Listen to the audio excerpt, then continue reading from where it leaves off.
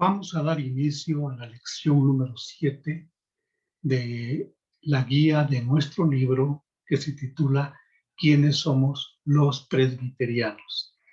Y vamos a iniciar con los 3 textos que nos sirven para pedirle a Dios en oración que queremos que la enseñanza y lo que escuchemos sea de provecho en nuestras vidas. Así que repetimos primero Lucas 24:45, que dice: Señor, abre mi entendimiento, abre mi mente para comprender la Sagrada Escritura. En segundo lugar tenemos el libro de los Hechos, capítulo 16, versículo 14. Señor, abre mi corazón para estar atento a tu palabra. Y finalmente, Hebreos capítulo 4, versículo 2. Señor, aquí está mi fe para acompañar a tu palabra y creer lo que tú me digas en esta hora. En el nombre de Cristo Jesús. Amén. Hermanos, es momento, dado que la lección número 7 es breve, es pequeña, es momento que podamos platicar un poco de la reacción de la Iglesia Católica Romana, la Iglesia Papal, la reacción que tuvo ante todo este movimiento de la Reforma. Y hemos platicado muy poquito, pero ya lo hemos hecho, de las reacciones en contra de aquellos que fueron de alguna manera pre-reformadores. Muchos de ellos terminaron muertos en la hoguera, declarados herejes, declarados culpables y por supuesto, sus creencias fielmente puestas en la palabra de Dios por lo que está escrito ahí, sus creencias y sus doctrinas fueron consideradas como herejía. Pero ahora toda Europa está en esta reforma explosiva. En todos los condados, los reinos, no solamente en Alemania, no solamente en Suecia, en Suiza, no solamente en la parte de Francia, aún de España, sino que también en Inglaterra, todo lo que son las Islas Británicas, estaba el movimiento fuerte, aún dentro de la misma Roma, de Italia. Aún en ese lugar había ya muchos seguidores de las enseñanzas de Martín Lutero, de Juan Calvino, de Ulrico Zwinglio, de Philippe Melanchthon y de tantos otros seguidores que sería muy difícil enumerarlos, pero todo esto ya estaba haciendo una verdadera explosión, una gran difusión de esta creencia, de esta renovación en la doctrina, encontrándose en la fuente original de la palabra de Dios, la enseñanza que Dios y los apóstoles quisieron dejarnos en la Sagrada Escritura. Así que a la par del siglo XVI, de los años, del siglo XV, diríamos, de 1460 en adelante, sobre todo con los escritos de Erasmo de Rotterdam y después el nacimiento y el crecimiento de Martín Lutero, y junto con él personajes casi de su misma edad como Ulrico Zwinglio.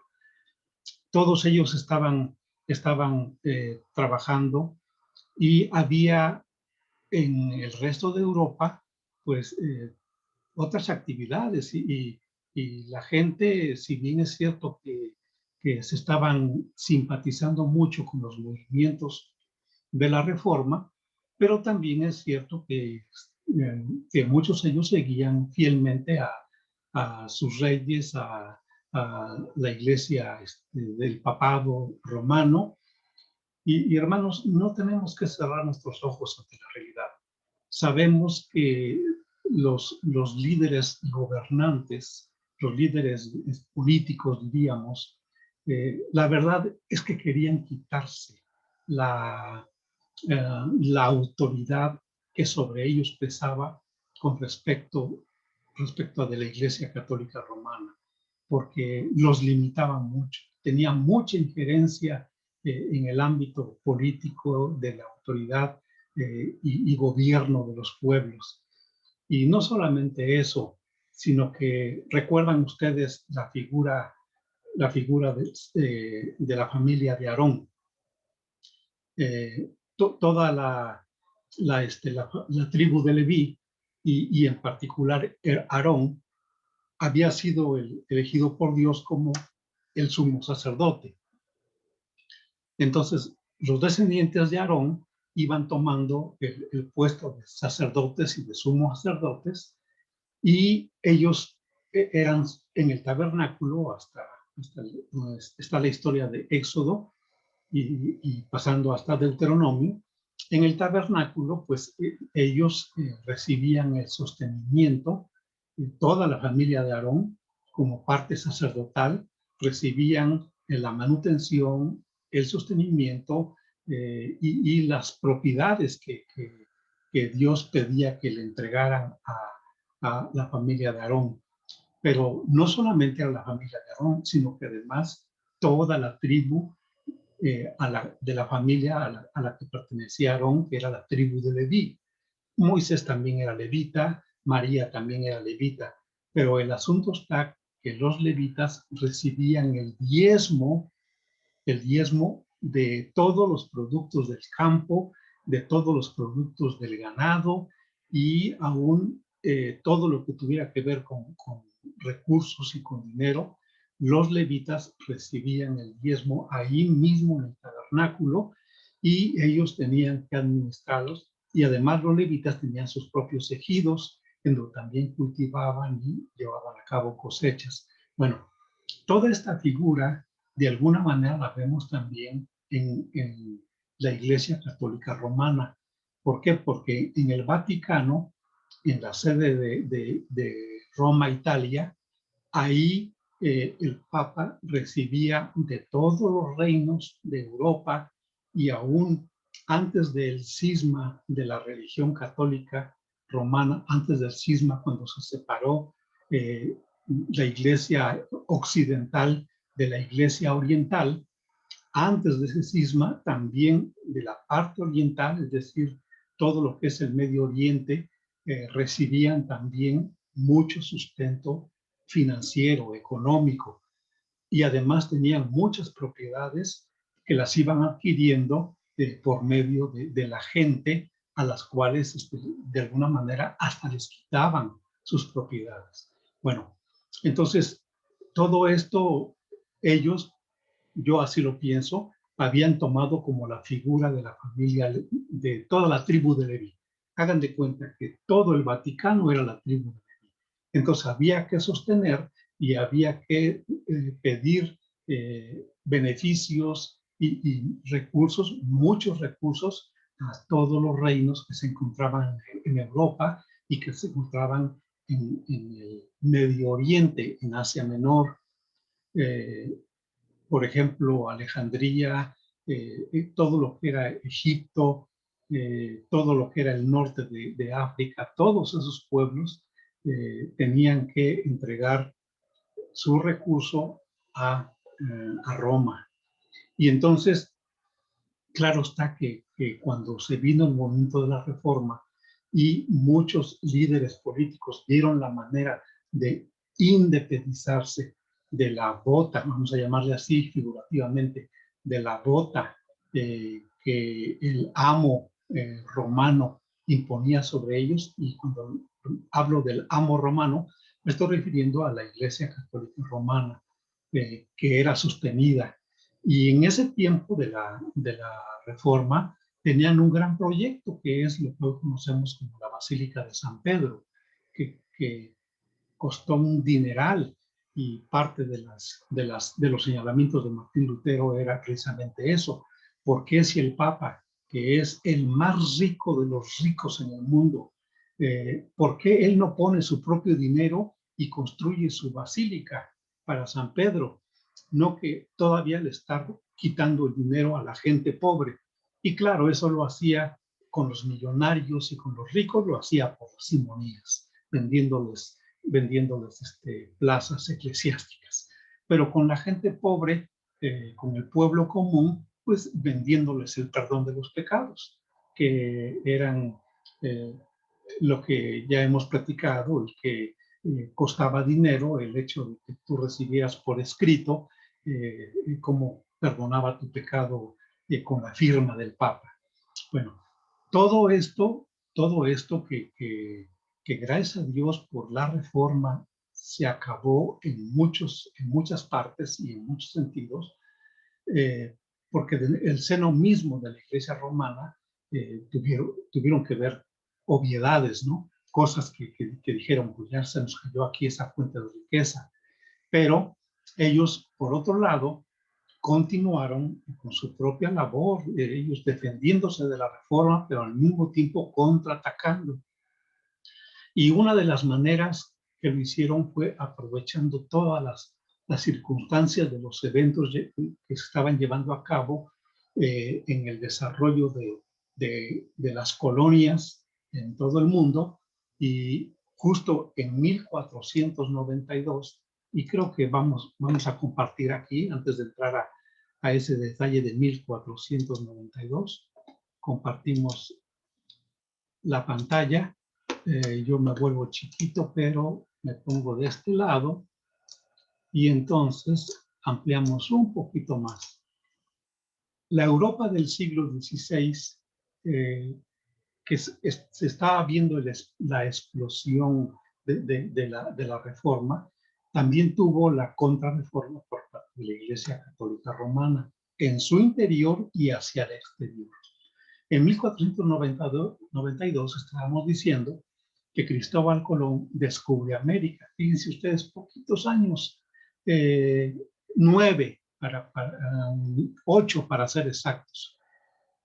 Martín Lutero nació en 1483. Entonces, 9 años después de que nació Martín Lutero, Cristóbal Colón descubrió América. Bueno, historia que ustedes conocen con muchos detalles. En 1521, para nosotros los mexicanos, con tristeza, podemos leer en la historia cómo caía en poder de Hernán Cortés la gran Tenochtitlan. Y esta historia es lamentable, es triste, pero bueno, todo está en el control de Dios. Entonces, toda esa parte descubierta con todos los habitantes que tenía y toda la riqueza en oro, plata, minerales y piedras preciosas, pues hubo un enorme saqueo que fue llevado para España. Y por supuesto, como los reyes católicos, como su nombre lo indica, eran católicos de hueso colorado, pues seguramente con toda esa riqueza estaban beneficiando a la Iglesia papal. El asunto está que ahí no terminó todo. Junto con Cristóbal Colón y junto con Hernán Cortés llegaron los evangelizadores, los sacerdotes, los monjes, muchos de ellos grandes hombres de Dios que de veras exponían su vida aún defendiendo a los indígenas y poniéndose en contra de los conquistadores. Fíjense, no bien había pasado la conquista de Tenochtitlan, 1521, cuando ya todos los evangelizadores pues estaban haciendo los recorridos hacia el norte, hacia el sur, hacia el este, hacia el oeste de la capital del país, ¿no? de la tierra descubierta y conquistada, para ir a evangelizar a la gente, a los lugareños, a los nativos de este territorio tan grande. Y entonces dice la historia que en 1526, algunos lo fechan en el año 1552, que sería más remoto, pero me gusta pensar en 1526 porque tenía poco tiempo de que Martín Lutero había clavado las 95 tesis, que fue en 1517, de modo que 9 años también. 9 años después de que Martín Lutero clavara sus tesis del debate ahí en Alemania, entonces llegó a estas tierras que hoy es Oaxaca. Llegó a un lugar que hasta hoy en día se llama Santa Catalina. Este hombre, Fray Jordán de Santa Catalina, perdón, Fray Jordán de Santa Catalina, que es el nombre de la orden a la que pertenecía, él llegó a Santa Catarina, que fue un nombre que se le puso después, pero llegó a toda esa zona que hoy se conoce como Juquila. Y entonces, al llegar a Juquila, la comunidad de Santa Catarina conoció pues a un campesino, un hombre joven de campo, y lo contrató para que le sirviera mientras él tenía su estancia en esta zona de la Juquila. Y ahí él evangelizó a muchas personas y por supuesto también al hombre, al labrador, al campesino que tenía bajo su servicio. Cuando llegó el momento en donde Fray Jordán de Santa Catalina tenía que dejar esa región para irse a otra zona a evangelizar, tal y como se le imponían desde el centro del país, ¿no? De donde estaba la Gran Tenochtitlan, desde ahí se lo imponían, entonces tenía que irse a otro lugar a evangelizar. Y como no tenía dinero para hacerle un pago al campesino que le había dado los servicios durante su estancia en ese lugar, entonces dice la historia que le dejó una virgen, y esta virgen sí es la virgen de Santa Catalina. Santa Catalina, dicen algunos, y se la dejó como pago. Esta imagen tiene 30 centímetros de alto. Es una cosa pequeñita y tiene un grueso de 4 centímetros, como si fueran 2 dedos. Y el ancho de su vestido, que es una especie como de capa, es de 15 centímetros. Es una miniatura, diríamos, de una imagen. Se la dejó a este campesino, cuyo nombre no sabemos por qué, se ignora, no se conoce, convenientemente quizá lo desaparecieron, en fin. El caso está que este hombre pues metió a su choza, metió a esta virgen y ahí la estuvo porque además Fray Jordán de Santa Catalina le dijo que tenía que venerarla como él le había enseñado, ¿no? Vean ustedes todo lo que se hacía con los indígenas, con los nativos, con la gente que los conquistadores, incluyendo a sus evangelizadores, encontraron aquí en estas tierras y en todo lo que hoy es el territorio nacional y hacia el norte también. Bueno, resulta entonces que a partir de esa situación en donde este campesino tuvo a esta virgen en su choza, bueno, pues invitaba a sus vecinos, a sus amigos, a la gente de ahí mismo, de la zona de Juquila, a que le hicieran rezos, misas, se reunían ahí para adorar a esta virgen, que más adelante llegó a ser la Virgen de Juquila por el tamaño que tiene, que hasta la fecha existe esta imagen. Entonces, después hubo una enorme sequía en la región y los campesinos aprovecharon para quemar toda la hierba, quemar toda la vegetación ahí que no servía y que se estaba secando para poder y esperar el tiempo de la siembra y trabajar sus campos con ya campos abonados, diríamos. Y resulta que perdieron el control de la lumbre del fuego con el cual estaban quemando la hierba perdieron el control y llegó hasta el poblado y arrasó con todas las cabañas. Quedó todo negro, totalmente quemado. Pues eran viviendas sencillas de madera y de paja también. Y entonces se quemó todo. Pero el lugar en donde estaba la casita de la imagen de Santa Catarina de Juquila, la encontraron impecable, la encontraron sin ningún daño, ni siquiera su capa estaba quemada, y pues se les hizo, si no un milagro, sí algo extraordinario. Y entonces la levantaron, la volvieron a colocar en un nicho, y a partir de ahí, pues mucha gente venía a adorarla y empezaron a surgir historias de milagros que hacía esta Virgen. Bueno, déjenme decirles a los que ya saben de esta historia de la Juquila, déjenme decirles que ustedes pueden verificar la gran cantidad de gente que, en la fiesta de la Virgen de Juquila vienen no solamente de México, sino vienen de Estados Unidos y vienen de Europa. La gran cantidad de gente que viene a esa fiesta, a la región de la Juquila. Y todo esto bien aprovechado por la Iglesia Católica Romana, que mandaba a sus evangelizadores y que estos, a su vez, a lo mejor no le enseñaban ningún concepto de Dios Padre, Dios Hijo, Dios Espíritu Santo y lo que decía la Biblia, lo que estaba escrito en la palabra de Dios, pero sí le enseñaron a la gente a adorar a las imágenes.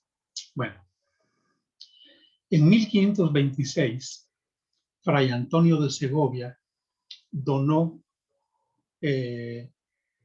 dicen que la donó desde 1521, o sea, 5 años antes de que Fray Jordán fuera allá. Dicen que Fray Antonio de Segovia, pero ahora por el otro lado del país, en la parte de lo que hoy es Jalisco, dicen que este fraile donó una imagen de la limpia concepción y se la donó al poblado de San Juan de los Lagos, en Jalisco, en esa parte del territorio nacional. Y fíjense ustedes, desde 1526 y 5 años antes, ya la gente tenía ahí una imagen de la limpia concepción, y que hoy conocemos como la Virgen de San Juan de los Lagos, ahí en Jalisco. 1526 y 1521, fecha en el cual adoró. Bueno, de 1529 a 1755, es decir, fíjense bien, en el año 1529, se fundó el que en aquel entonces era el convento de Santo Domingo de Soriano, mejor conocido como el convento San Pablo, aquí en la ciudad de Oaxaca. Y en ese tiempo era una extensión muy larga.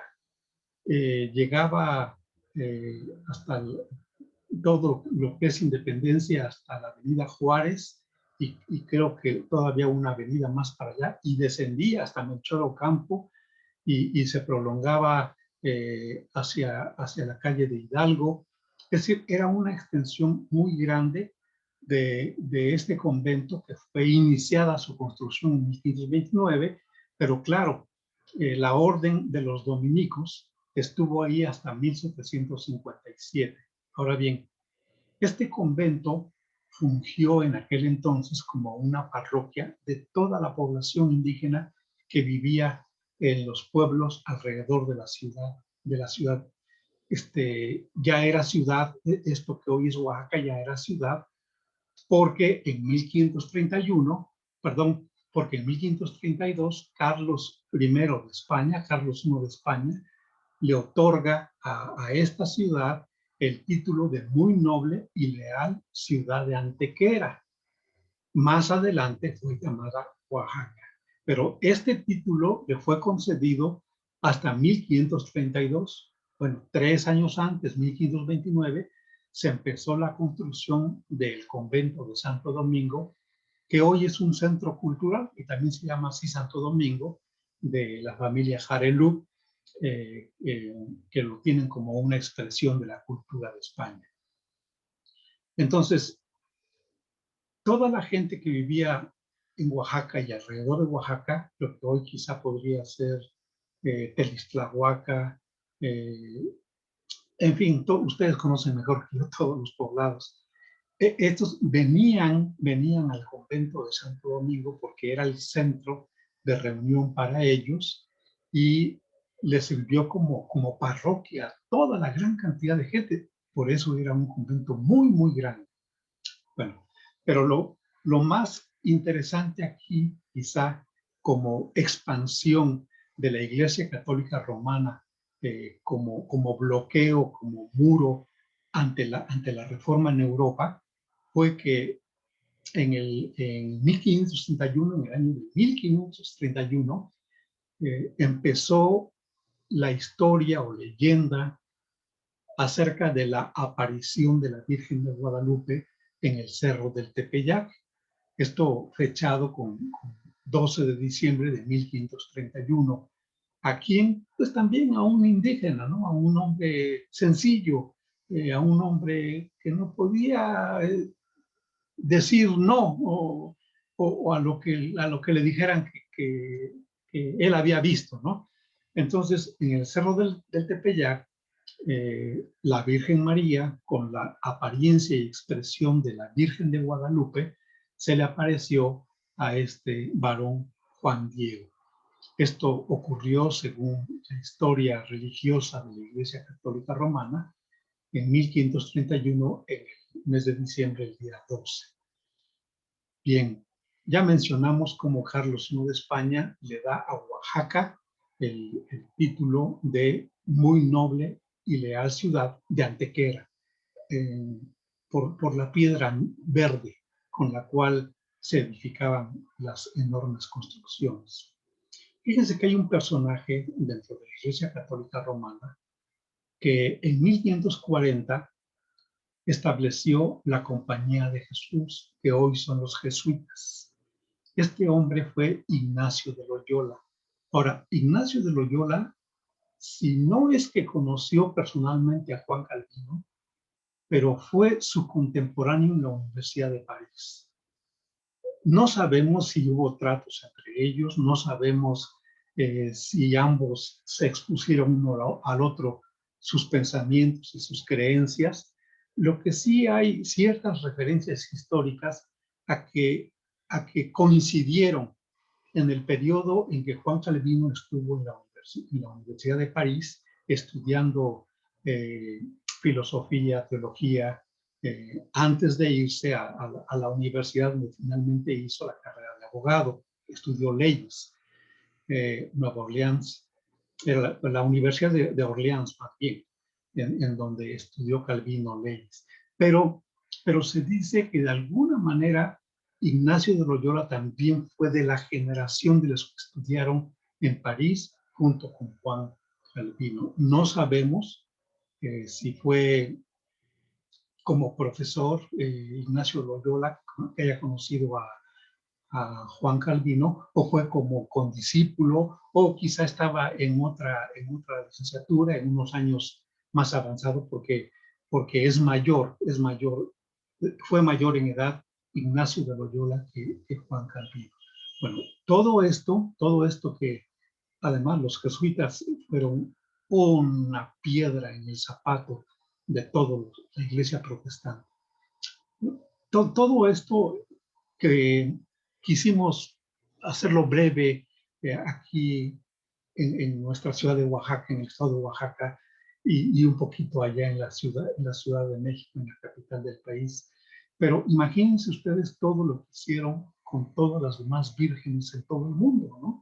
Porque creo que no hay país que no tenga su virgen preponderante o más importante.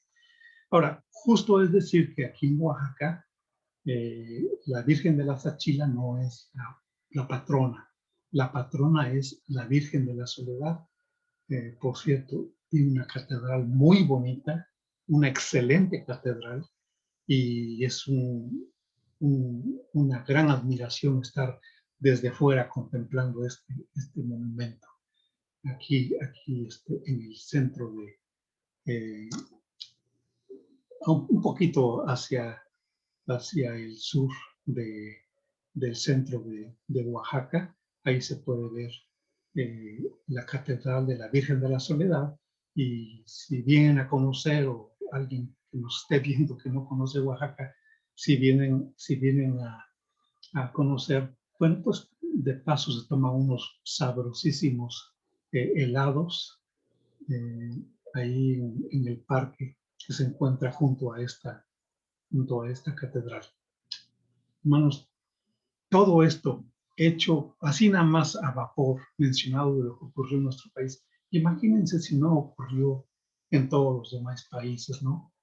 Bástenos citar a la Macarena en España, a la Virgen de Lourdes en Francia, y que son verdaderos, me atrevo a decirlos, ¿no? Verdaderos cuentos de cómo surgieron esas vírgenes. Pero bueno, les dio mucho resultado, pero mucho resultado les dio.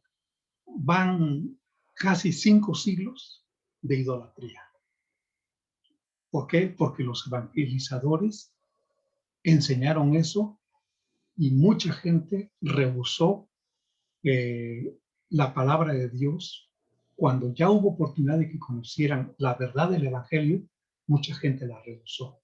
Y todavía no hace mucho, década de los 40, 50 del siglo pasado, todavía era un desafío confesar con tu vida y con tus palabras que eras cristiano, porque te ganabas la enemistad de toda la gente en las escuelas primarias y secundarias. Muy bien, ahora dejamos esta lámina para mostrarles lo siguiente. La lección número 7, dijimos, se titula lo que es la iglesia anglicana. Aquí estoy señalando yo las Islas Británicas. Está dividida en dos países hoy, que es Inglaterra y Escocia. En estos momentos nos vamos a centrar aquí en Inglaterra, que es la iglesia anglicana, porque corresponde precisamente a Inglaterra. Y una vez que hemos ubicado, quiero también de paso mencionarles que toda la parte rosada que ustedes ven corresponde a la Iglesia Católica Romana. Toda la parte rosada. La parte amarilla, miren ustedes, la parte amarilla, qué interesante, la parte amarilla corresponde a la Iglesia Luterana. En aquella época de la Reforma. Todo esto fue la Iglesia Luterana. Esta parte, aquí donde está Escocia, donde está obviamente Suiza, aquí está Ginebra, y todos estos colores como de naranjita pálido, casi cafecito, todas estas partes corresponden a la iglesia calvinista o presbiteriana. Tenemos que platicar de Escocia porque aquí este lugar es muy importante para la reforma también. Bueno, todo esto, miren esos manchoncitos como cafecitos, son de la iglesia calvinista. Sobresale, pero en mucho, ¿no? La iglesia luterana aquí en color amarillo. Luego, el color azul, que casi nada más se encuentra en Inglaterra y en este lugar que se llama Ulster, es la iglesia anglicana. Los anglicanos se llaman así porque corresponde a la iglesia de Inglaterra. Luego, todo esto que ven como con color rojito encendido son principados eclesiásticos seculares. Ellos como que no decían, no tengo ninguna fe o no confieso ninguna fe, pero ahí estaban. Aquí los estamos señalando porque eran pueblos independientes. Bueno, esto era la presencia de la iglesia protestante en toda Europa. Si lo podemos ver ahora un poquito más cercano, sin tanto nombre, bueno, pues los luteranos es este color, como café ocre, son los luteranos. Los calvinistas es el color guinda, vean ustedes, si bien es cierto que no tienen una región muy llena del color, pero muchos puntos, era mucha la presencia en muchos países. Eso es lo que muestra un gran interés para la gente, ¿no? El hecho de que si bien no fue como en el caso de Martín Lutero, donde toda Alemania se hizo luterana, ¿no? Aquí no podemos decir que toda Francia fue luterana. Sí, casi la gran mayoría de Suiza fue luterana, pero hay muchos puntos rojos aquí de calvinistas, lo cual quiere decir que tenían presencia casi en toda Europa. Y no dudo que aún también en lo que es Finlandia, Suecia, Noruega, Escocia, haya habido alguna misión de parte de la Iglesia calvinista. Luego, el color verde, pues son los anglicanos, que se reduce casi a Inglaterra y algunos puntos verdes aquí en Irlanda, en donde es de las colonias británicas. Y aquí está la presencia de los anglicanos. Y luego por los católicos es todo lo demás, es el fondo de toda Europa, de este color como gris, como plomo. El fondo es precisamente la Iglesia Católica Romana. Y bueno, aquí están los exponentes, ¿no? De la Iglesia luterana, pues tenemos a Martín Lutero. De los puntos rojos y la parte roja fuerte en Suiza, tenemos a Juan Calvino. Y de John Knox tenemos que platicar, me encanta su historia. Lo vamos a conocer aquí en Escocia, frases hermosas que dijo y su gran confianza y su gran valor y todo el amor que tenía para Dios lo dejó expresado en muchas frases. Bueno, aquí en Escocia lo vamos a ver, pero ahorita nos vamos a centrar en Inglaterra con este hombre, Enrique VIII. Ay, ¿cómo es posible? Pero aún lo malo en los hombres Dios lo usa para bien. Miren ustedes lo que decíamos al principio, lo que ya hemos comentado. Muchos se unieron a la reforma por interés político, por quitarse la opresión de la bota romana de la Iglesia Católica Romana sobre ellos y que les quitaban gran parte de la riqueza que ellos debían de administrar o que ellos debían tener para el propio desarrollo de sus condados, de sus reinos, de sus territorios. Pues no lo podían hacer porque les era quitado por esta parte de aquí de lo que es la Iglesia Católica Romana y obviamente todo lo que tiene color gris aquí en este mapa. Bueno, pero resulta que este hombre, Enrique VIII, quien nació en el año de 1491, miren ustedes, nació un año antes del descubrimiento de América, ¿no? Y murió en el año 1547, un año después de la muerte de quién. A ver si se acuerdan. Si Enrique VIII murió en 1547, ¿quién murió en 1546? Pues ni más ni menos que Martín Lutero. Entonces, este hombre fue el rey de Inglaterra y señor de Irlanda desde el 22 de abril de 1509. ¿Quién nació en esta fecha? En este año, ¿quién nació? De los líderes de la Reforma, se los dejo de tarea. ¿Quién nació en 1509?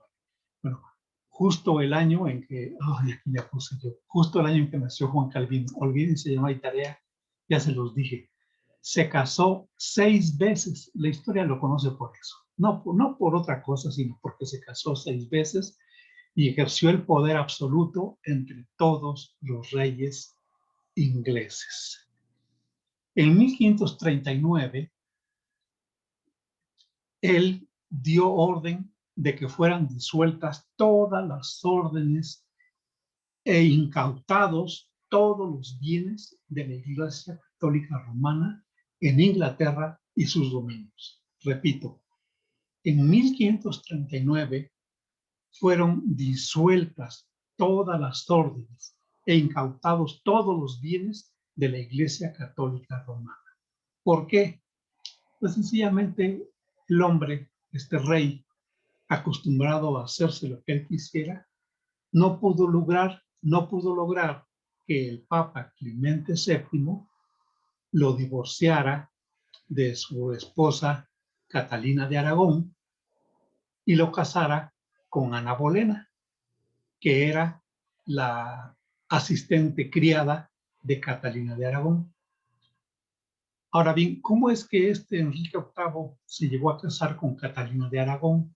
Bueno, porque Enrique VIII tenía un hermano un poquito mayor que él en la edad, y él fue el que se casó primero con Catalina de Aragón. ¿Por qué? Porque obviamente se esperaba que iba a reinar el hermano de Enrique VIII, primero que Enrique VIII. Pero resulta que se murió y se quedó viuda la señora Catalina de Aragón, a lo mejor viuda y de buen ver, que Enrique VIII no le hizo el feo, o a lo mejor para continuar con la monarquía, se casó con ella y estuvieron casados de 1509 a 1533.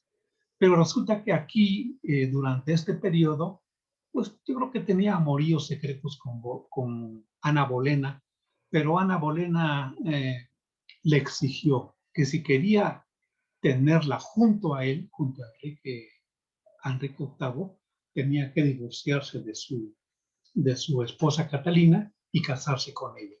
¿Y qué solución le daba? Pues habla con alguno de los predicadores reformadores.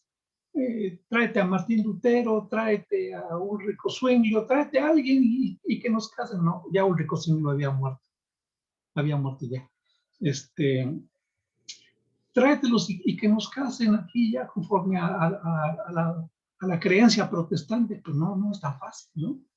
Así no es, así no es. Y entonces, como el Papa Clemente VII le negó el divorcio y no lo quiso casar con Ana Bolena, entonces Enrique VIII dijo, pues, como dijeran aquellos hombres de Israel, ¿no? Israel, a tus tiendas. Y tú, Judá, encárgate de ver por tu rey David, por tu, por tu, por tu rey Roboam. Entonces, dice, pues simplemente rompemos relaciones con la Iglesia Católica Romana y hacemos aquí una iglesia nuestra en Inglaterra. Esto ocurrió en 1527. Enrique VIII pidió al Papa Clemente VII la anulación del matrimonio sobre pretexto del parentesco previo entre los cónyuges. Pues era su cuñada. El Papa también a lo mejor no quería perder a ese pródigo donador de riqueza, ¿no? Pero estaba presionado por Carlos V, que era sobrino de Catalina de Aragón. Claro, todo era política entre ellos, ¿no? Y negó la anulación. Entonces Enrique VIII decidió romper con Roma. Y esto fue un consejo dado por Thomas Cranmer y por Thomas Cromwell. No vamos a platicar de ellos, no nos daría tiempo, porque además yo quiero dedicarle tiempo a William Tyndale. Entonces, así fue como surgió, fíjense ustedes, tristemente diríamos, ¿no? Lo que sería la iglesia anglicana. ¿Por qué? Porque a un hombre no se le hizo correcto que no le dieran el divorcio y que no le dieran la libertad de casarse con su novia en secreto, Catalina de Aragón. Bueno, finalmente él hizo lo que quiso y estuvo casado con ella desde Ana Bolena, desde 1533 a 1536. Con Catalina de Aragón estuvo casado desde 1509 a 1533, pero resulta que este hombre quería un hijo. Tenía puras hijas y el único hijo que le había dado su mujer, Catalina, se había muerto a muy temprana edad. Entonces, así que se le hizo fácil conseguir más mujeres Estuvo casado con Juana Seymour de 1536 a 1537. De esta unión nació Eduardo VI, que más adelante llegó a ser rey. Y luego estuvo casado también con Ana de Cleveris. Solo se casó un año, en 1540. Su quinta esposa fue Catalina Howard, de 1540 a 1542. Y finalmente, y eso porque se murió, su sexta esposa fue Catalina Parr, casado con ella de 1543 a 1547, que fue el año en que se murió. Así, de esta manera, conforme a lo que nosotros vemos como hombres, como seres humanos, así nació la Iglesia Anglicana.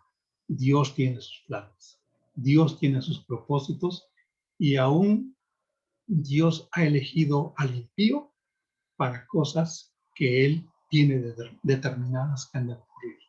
Y qué bueno que toda Inglaterra y ahora su influencia de la iglesia anglicana es muy grande, tiene más de 80 millones en todo el mundo. Hay iglesias anglicanas en Canadá, en Estados Unidos, en muchos lugares del mundo, y son una gran cantidad de millones de fervientes seguidores de las doctrinas de la iglesia anglicana. Ahora, tenemos que recordar que sí conservaron de alguna manera tanto los atuendos como ciertas prácticas de la Iglesia Católica Romana, en el sentido también de tener una jerarquía humana entre ellos, pero la jerarquía absoluta se la dieron al rey. El rey estaba sobre la iglesia anglicana, y esto también no es lo que conviene conforme a la escritura. Por eso la lección de número 7 está marcando la lectura de Romanos capítulo 13, y voy a leerlo, aunque no comentemos nada, pero ustedes se van a dar cuenta. Ninguna persona aquí en la tierra puede estar sobre la iglesia. ¿Por qué? Porque solamente la iglesia tiene una cabeza, y esa cabeza es Cristo. Nadie puede tener el lugar de Cristo, y nadie puede estar sobre la iglesia, solamente Jesucristo. No hay ningún ser humano, hermanos, que tenga esa autoridad o tenga el derecho o tenga la supremacía sobre ninguna iglesia, ni local, ni nacional, ni mundial. Solamente es Cristo la cabeza de la iglesia. Y dice Romanos capítulo 13, sométase toda persona a las autoridades superiores, porque no hay autoridad sino de parte de Dios, y las que hay por Dios han sido establecidas. De modo que quien se opone a la autoridad, a lo establecido por Dios resiste, y los que resisten acarrean condenación para sí mismos, porque los magistrados no están para infundir temor al que hace el bien, sino al malo. ¿Quieres, pues, no temer la autoridad? Haz lo bueno y tendrás alabanza de ella, porque es servidor de Dios para tu bien. Pero si haces lo malo, teme, porque no en vano lleva la espada, pues es servidor de Dios, vengador para castigar al que hace lo malo. Por lo cual es necesario estarles sujetos, no solamente por razón del castigo, sino también por causa de la conciencia. Pues por esto pagáis también los tributos, o sea, los impuestos, porque son servidores de Dios que atienden continuamente a esto mismo.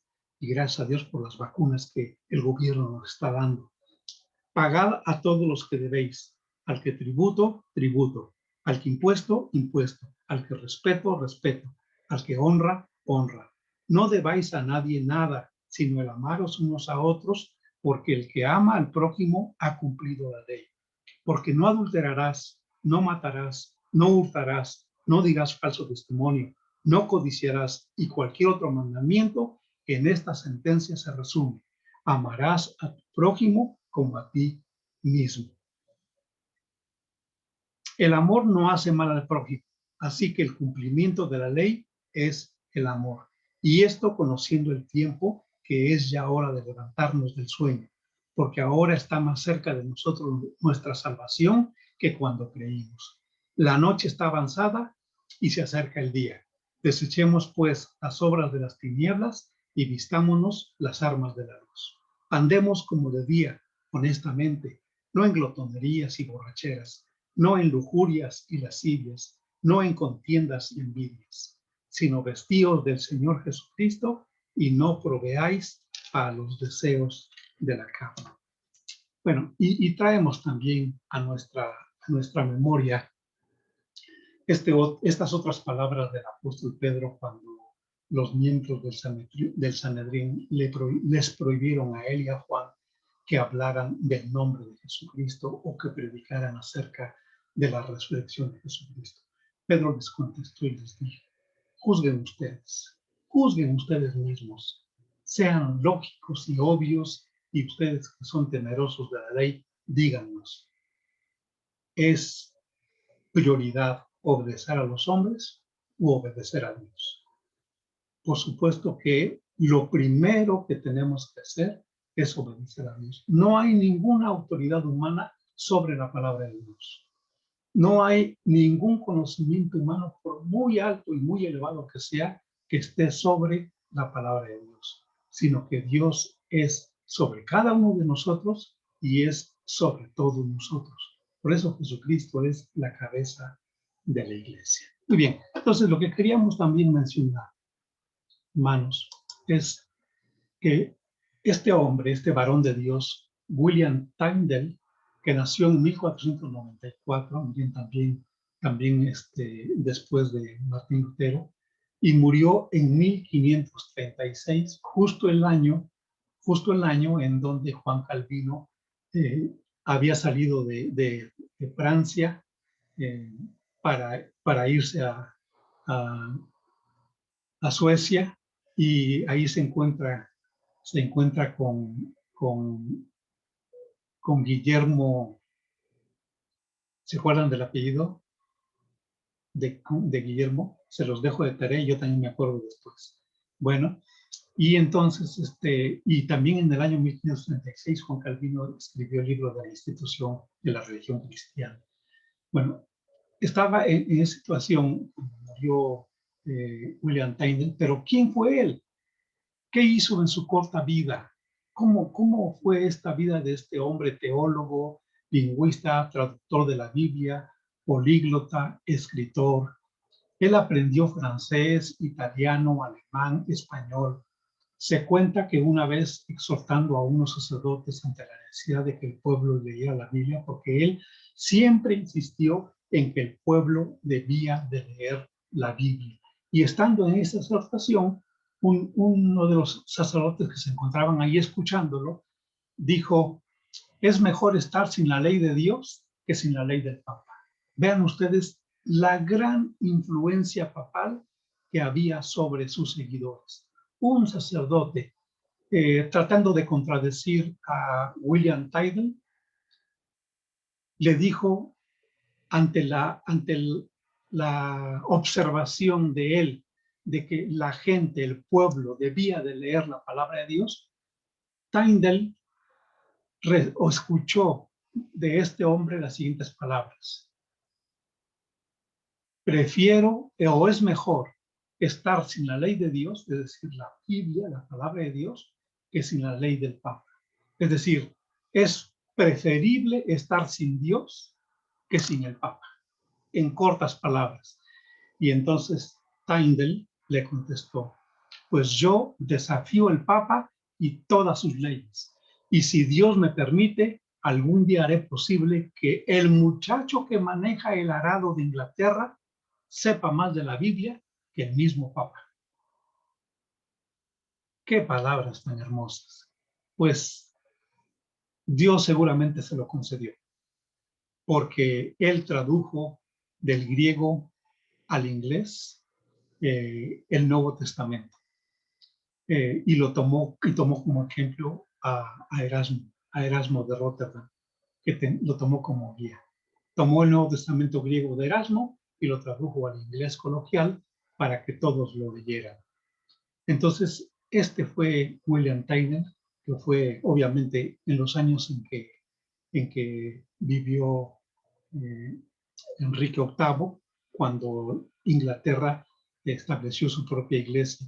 En su corta vida, a William Tyndale decían que él era un proscrito de Dios, un mártir que dio su vida por traducir la Biblia del griego al inglés. ¿Y por qué era un proscrito? Porque siempre anduvo huyendo.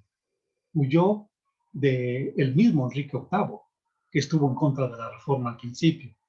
Huyó de la iglesia romana, huyó de la Inquisición, huyó de mucha gente que no lo apreciaba porque él predicaba las verdades de la palabra de Dios.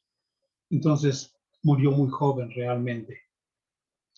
Dice la historia que 2 años antes de su muerte, el rey Enrique rompió relaciones con la Iglesia Católica Romana por asuntos maritales que ya platicamos. Y entonces, antes de morir, Tyler proclamaba: sin la palabra de Dios, somos una nación de hombres ciegos. En 1536, cuando murió, entregó su vida al Señor diciendo: Señor, ábrele los ojos al rey de Inglaterra, es decir, Enrique VIII. ¿Y qué creen que pasó? 3 años después, en cada iglesia de Inglaterra había una Biblia, cuyo Nuevo Testamento era la versión de William Tyndale, gran hombre de Dios y gran enseñanza.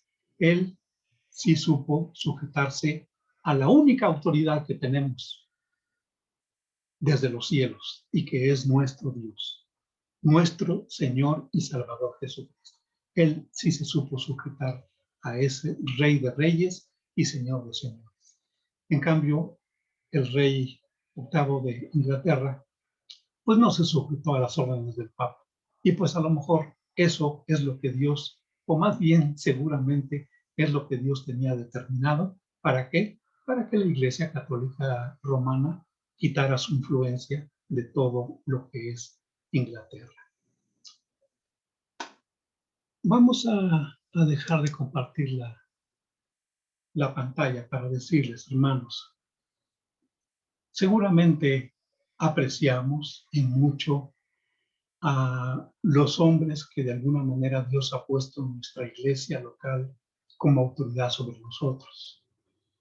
Seguramente también pues han recibido fuertes críticas cuando pecan, cuando cometen errores, cuando se equivocan, cuando quieren poner a toda su familia como ejemplo y después resulta que sus hijos no andan en el camino del Señor. Es decir, pues ni modo, ellos están puestos en la iglesia como una autoridad delegada por Dios para ver a la grey, para conducir a la grey del Señor, claro, sin ponerse en primerísimo lugar, dejando a sus espaldas a nuestro Señor Jesucristo, que es el pastor de pastores, el príncipe de los pastores. Así que sepamos bien la diferencia. Una cosa es la autoridad delegada por Dios hacia ciertos varones, entre ellos maestros de Biblia, teólogos, ministros de música, ministros de la palabra de Dios, pastores, profetas, todo lo que el Señor dejó en su palabra del Nuevo Testamento para la iglesia local y la denominación nacional. Todo eso, hermanos, tiene su razón del por qué Dios así lo quiso. Pero el príncipe de los pastores, la única autoridad sobre todas las autoridades que hay en la tierra, es ni más ni menos que nuestro eterno Salvador, el Señor Jesucristo. A Él sea la honra, la gloria, la alabanza, el poder y la majestad por todos los siglos. Amén. Así sea, hermanos, que Dios los guarde en su santo amor.